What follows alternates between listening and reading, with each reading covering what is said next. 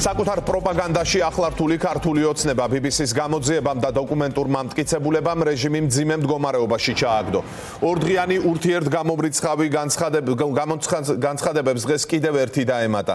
ამჯერად ირაკლი კობახიძეს უკვე ვეღარ გაექცა აღიარებას, რომ წყლის ჭავლში ნამდვილად გაურიეს ნივთიერება. ახლა ქართული ოცნება გამოსავალს ეძებს და ჯერჯერობით არ აკონკრეტებს რა ნივთიერებაზეა ლაპარაკი. მოსახლეობის წინააღმდეგ ქიმიური იარაღის გამოყენებაში მხილებული რეჟიმი ვერ ახერხებს თავი დააღწიოს უდიდეს სკანდალს, რომელიც ქვეყნის შიგნით თუ საერთაშორისო დონეზე სულ უფრო რეზონანსული ხდება. ნივთიერება იყო გარეული, მთავარია იყო თუ არა ეს ნივთიერება აკრძალული. ახლა ივანიშვილის პრემიერიც უშვებს, რომ მოქალაქეების წინააღმდეგ შესაძლოა აკრძალული ქიმიური ნივთიერება გამოიყენეს. ბრიფინგზე, რომელიც დღეს საგანგებოდ გამართა, კობახიძემ BBC-ს მიერ მოპოვებული ამ დოკუმენტის ნამდვილობა დაადასტურა. კოდი UN 3439 ამ დოკუმენტში კამიტს და სხვა აკრძალულ ნივთიერებებს აერთიანებს. BBC კამიტის გამოყენებას ვარაუდობს, კობახიძე კი უარყოფს. მაგრამ ადასტურებს, რომ ამ ჯგუფიდან სხვა ნივთიერებები შეიძინეს და შესაძლოა გამოიყენეს კიდეც. ბატონო, ეს ნივთიერებები, რაც ამ კოდის ქვეშ არის, ის იყო შესყიდული სახელმწიფოს მიერ.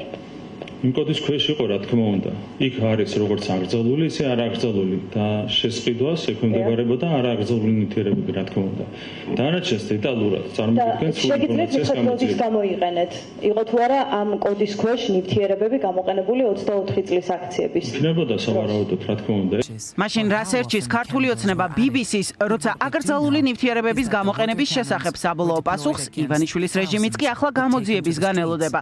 ოცნებას საქმე ვახტანგ გომელაურის განცხადებამაც გაურთულა, რომელიც პირველი იყო, ვინც BBC-ს სკანდალურ გამოძიებას უპასუხა.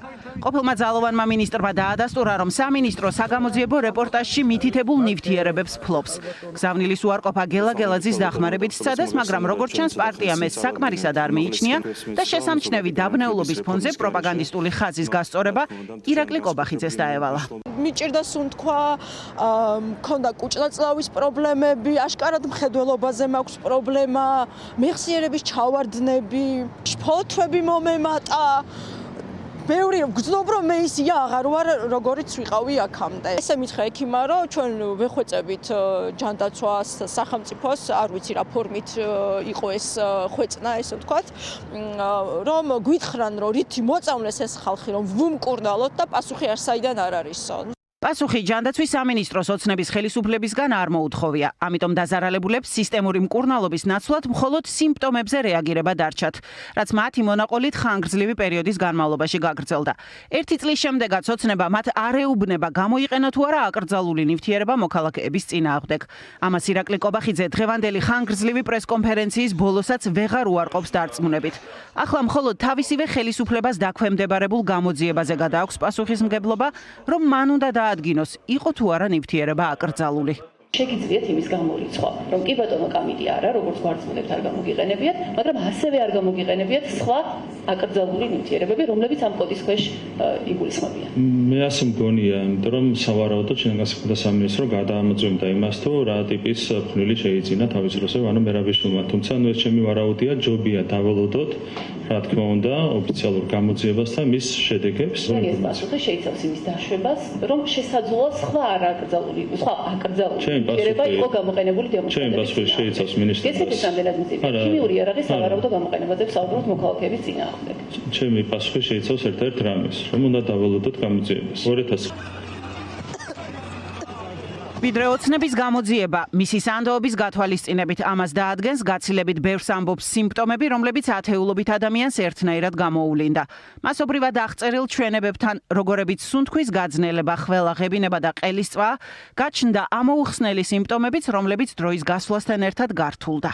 იძულებული ვიყავი, რომ ვინმეს ან რამეს დავყრდნობოდი აუცილებლად და რამოდენიმე თვის განმავლობაში მიწევდა ხელჯოხის დახმარებით გადაადგილება. უმიზეზო და ხშირი სისხლდენა ცხვირიდან ასევე ეს არის მხედველობის მკვეთრი გაუარესება. მე რომ დროულად მცოდნოდა დაუშვათ რა ნივთიერებით მოხდა ჩემი მოწამვლა, ცხადია ამდენ დროს და ამდენ რესურსს არ დავკარგავდი გამოსავლის ძიებაში.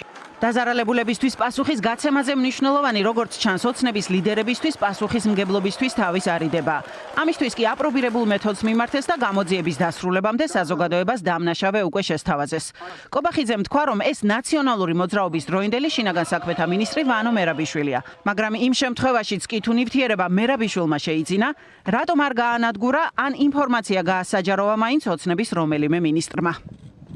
თუ ინეს პასუხისმგებლობა შეიძლება დადგეს თეორიულად ასეთ შემთხვევაში ეს არის რა თქმა უნდა ვანო მერაბიშვილი, იმიტომ რომ შეგნებულად კონკრეტული ფნელი გამოდის, რომ შეუძენია თუ ასეთი რამ დადგინდება. და ვახტანგ გომელაური რატომ ინახავდა თქვენი თავი? არ გისურვებთ რომ თქვენი პარტიის ერთ-ერთი ლიდერი გამოვლინდეს როგორც დამნაშავე ამ საქმეში. როგორც უნდა ეცადოს კობახიძე ისრების გადატანა, სპეციალისტები ამბობენ, რომ მთავარი პასუხისმგებლობა მხოლოდ ქართულ ოცნებაზეა.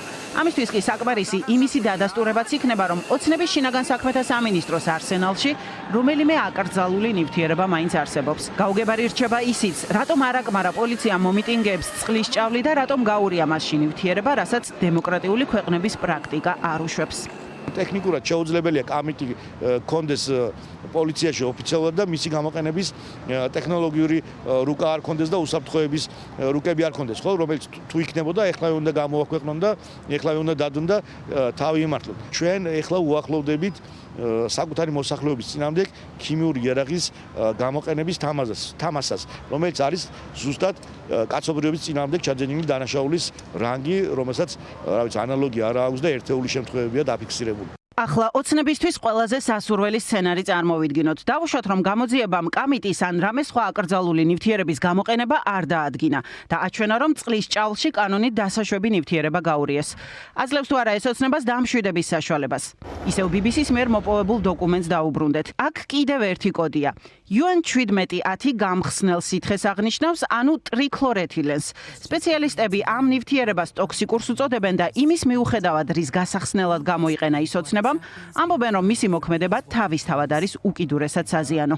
ეს ტრიქლორეთილენი ბევრად უფრო ნეიროტოქსიურია, ვიდრე დაუშვათ ციანიდი, რომელსაც გონიათ, რომ ციანიდია, ანუ ის მოქმედება ნეიროტოქსიური მეორე ნივთიერების კამით ნაკლებად აქვს, ვიდრე ამ ნივთიერებას. სულ რო ჩვეულებრივ ცრემლსადენ გაზისთვის დაემატებინათ ეს გამხსნელი, უკვე ძალიან საშიშია და სახიფათოა ამ შემთხვევაში, იმიტომ რომ ეს არის ტოქსიურად ნეიროტოქსიური ნივთიერება, ან ჩვეულებრივ გამხსნელია, რომელთაც შეიძლება ლითონის ნივთები გაწმინდო და ესეთი რაღაცეები. მას შემდეგ, რაც დღეს ირაკლი კობახიძემ თვითონვე არ გამორიცხა, რომ შესაძლოა აკრძალული ნივთიერებები მართლაც გამოეყენებინათ, ოცნების ლიდერები უკვე სავარაუდოდ თავის გადარჩენის გეგმაზე მუშაობენ. ამისთვის კი პარტიის შიგნითაც პასუხისმგებლობის ერთ პირზე დაკისრებაა საჭირო. შაბლონი უკვე არსებობს. გავრილოვის ღამეზე ოცნებამ ერთადერთ დამნაშავედ თავისი შინაგან საქმეთა მინისტრი გიორგი გახარია გამოავლინა. ახლა კი ეჭვი კიდევ ერთ ყოფილ მინისტრზე, ვახტანგ გომელაურზეა, რომლის განცხადების უარყოფაც პარტიას მეორე დღესვე დასჭირდა.